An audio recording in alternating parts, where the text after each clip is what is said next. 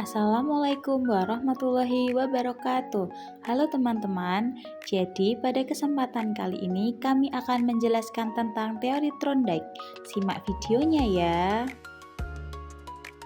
Jadi, teori belajar Thorndike dikembangkan oleh Edward Lee Thorndike tahun 1874 sampai 1949. Seorang psikolog asal Amerika Serikat yang dikenal sebagai pelopor teori koneksionisme. Menurut Thorndike, belajar merupakan proses pembentukan hubungan antara stimulus dan respon yang diperoleh melalui pengalaman dan latihan. Nah, di sini ada eksperimen Thorndike. Thorndike melalui percobaan puzzle box dengan kucing menemukan bahwa belajar terjadi lewat proses trial and error. Awalnya, kucing melakukan banyak gerakan acak mencakar. Secara kebetulan, kucing menginjak atau menarik tuas. Pintu terbuka, dan ia keluar untuk mendapatkan makanan. Pada percobaan berikutnya, waktu yang dibutuhkan untuk membuka pintu semakin cepat. Dari sini, Thorndike menyimpulkan bahwa perilaku yang diikuti oleh konsekuensi menyenangkan akan diperkuat dan perilaku yang tidak menghasilkan akan hilang. Berikutnya ada hukum-hukum belajar Thorndike. Yang pertama, hukum kesiapan atau law of readiness. Yang kedua, hukum latihan atau law of exercise. Dan yang ketiga, hukum akibat atau law of effect. Yang pertama ada hukum kesiapan atau law of readiness. Seseorang akan belajar dengan baik apabila ia siap secara mental dan fisik.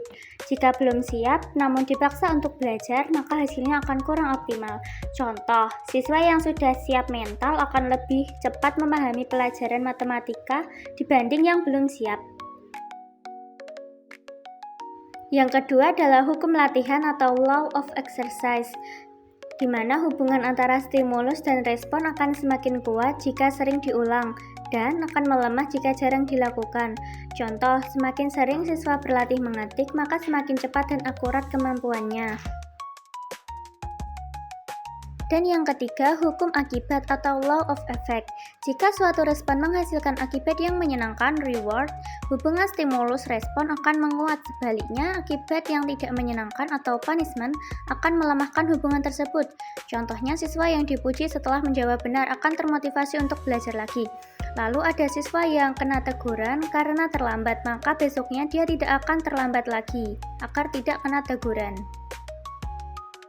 Berikutnya kelebihan teori Thorndike, sederhana dan mudah diterapkan karena fokus pada hubungan stimulus dan respon, lalu menekankan penguatan reward sehingga membantu memperkuat perilaku positif dan efektif untuk keterampilan yang memerlukan latihan berulang, seperti motorik atau kebiasaan. Berikutnya ada kelemahan teori Thorndike. Teori ini terlalu menyamakan manusia dengan hewan, sering mengabaikan perbedaan kemampuan berpikir. Lalu belajar dianggap hanya sebatas asosiasi stimulus respon melalui latihan berulang, dan proses belajar dipandang mekanistis tanpa menekankan pemahaman. Implikasi atau penerapan teori Thorndike dalam pembelajaran. Yang pertama yaitu penguatan, di mana guru memberikan apresiasi atau hadiah kepada siswa yang mencapai hasil akademik terbaik. Dengan begitu, siswa akan memperkuat perilaku positif. Selanjutnya yaitu pengulangan. Materi diulang melalui aplikasi seperti Google Classroom dengan bahan ajar tambahan dan latihan soal. Dengan begitu, pengulangan membuat siswa dapat menguasai materi lebih baik. Selanjutnya yaitu penggunaan aplikasi belajar. Aplikasi seperti Inspiring Suite dimanfaatkan untuk mengelola aktivitas siswa dan memberikan stimulus edukatif. Selanjutnya yaitu umpan balik. Guru memberi komentar spesifik, konstruktif, dan tepat waktu untuk membantu siswa memahami kesalahan dan memperbaiki pembelajaran. Setelah kita mempelajari materi tentang teori Thorndike, dapat kita simpulkan bahwa teori Thorndike menekankan belajar yang terjadi melalui hubungan antara stimulus dan respon yang diperkuat oleh akibat menyenangkan. Dengan prinsip trial and error, penguatan, latihan, dan kesiapan, teori ini memberikan dasar kuat bagi metode pembelajaran modern seperti drill, reward, and reinforcement.